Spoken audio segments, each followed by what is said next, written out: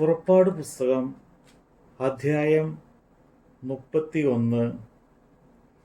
യഹോവ പിന്നെയും മോശയോട് കൽപ്പിച്ചത് എന്തെന്നാൽ, ഇതാ ഞാൻ യഹൂദാ ഗോത്രത്തിൽ ഹൂറിന്റെ മകനായ ഊരിയുടെ മകൻ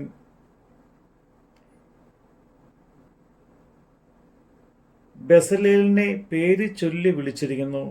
അവൻ കൗശലപ്പണികളെ സങ്കൽപ്പിച്ച് ചെയ്യുവാനും പൊന്ന്, വെള്ളി, താമ്രം എന്നിവ കൊണ്ട് പണി ചെയ്യുവാനും രത്നം വെട്ടി പതിപ്പാനും മരത്തിൽ കൊത്തു പണി ചെയ്യുവാനും സകലവിധമായ പണിത്തരം ഉണ്ടാക്കുവാനും ഞാൻ അവനെ ദിവ്യ ആത്മാവിനാൽ ജ്ഞാനവും ബുദ്ധിയും അറിവും സകലവിധ സാമർഥ്യം കൊണ്ട് നിറച്ചിരിക്കുന്നു. ഞാൻ ദാൻ ഗോത്രത്തിൽ അഹിസാമക്കിന്റെ മകനായ ഒഹലിയാബിനെ അവനോടുകൂടെ ആക്കുകയും സകല ജ്ഞാനികളുടെ ഹൃദയത്തിലും ജ്ഞാനം നൽകുകയും ചെയ്തിരിക്കുന്നു. ഞാൻ നിന്നോട് കൽപ്പിച്ചതൊക്കെയും അവർ ഉണ്ടാക്കും. സമാഗമന കൂടാരവും സാക്ഷ്യപട്ടവും അതിന്മീതെയുള്ള കൃപാസനവും കൂടാരത്തിന്റെ ഉപകരണങ്ങളൊക്കെയും മേശയും അതിൻ്റെ ഉപകരണങ്ങളും തങ്കം കൊണ്ടുള്ള നിലവിളക്കും അതിൻ്റെ ഉപകരണങ്ങളൊക്കെയും ധൂപപീഠവും ഹോമയാഗപീഠവും അതിൻ്റെ ഉപകരണങ്ങളൊക്കെയും തൊട്ടിയും അതിൻ്റെ കാലും വിശേഷ വസ്ത്രങ്ങളും പുരോഹിതനായ അഹ്റോന്റെ വിശുദ്ധ വസ്ത്രങ്ങളും പുരോഹിത ശുശ്രൂഷയ്ക്കായിട്ട് അവൻ്റെ പുത്രന്മാരുടെ വസ്ത്രങ്ങളും അഭിഷേക തൈലവും വിശുദ്ധ മന്ദിരത്തിലുള്ള സുഗന്ധ ധൂപവർഗവും ഞാൻ നിന്നോട് കൽപ്പിച്ചതുപോലെയൊക്കെയും അവർ ഉണ്ടാക്കും. യഹോവ പിന്നെയും മോശയോട് കൽപ്പിച്ചത്, നീ ഇസ്രായേൽ മക്കളോട് പറയേണ്ടത് എന്തെന്നാൽ, നിങ്ങൾ എൻ്റെ ശബ്ബത്തുകളെ ആചരിക്കണം.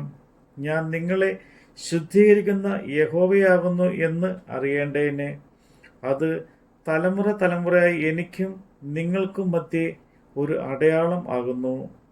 അതുകൊണ്ട് നിങ്ങൾ ശബ്ബത്ത് ആചരിക്കണം. അത് നിങ്ങൾക്ക് വിശുദ്ധം ആകുന്നു. അതിനെ അശുദ്ധമാക്കുന്നവൻ മരണശിക്ഷ അനുഭവിക്കണം.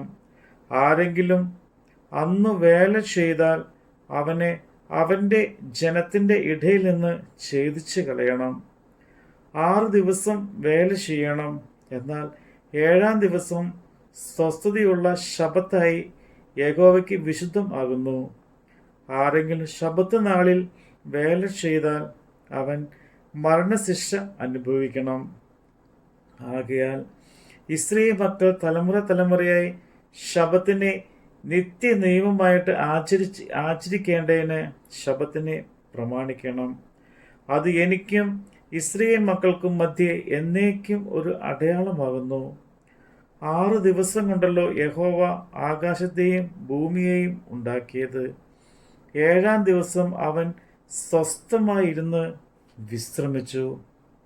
അവൻ സീനായി പർവ്വതത്തിൽ വെച്ച് മോശയോട് അരുളി ചെയ്ത് കഴിഞ്ഞ ശേഷം ദൈവത്തിൻ്റെ വിരൽ കൊണ്ട് എഴുതിയ കൽപ്പലകളായ സാക്ഷ്യപലക 2 അവൻ്റെ പക്കൽ കൊടുത്തു.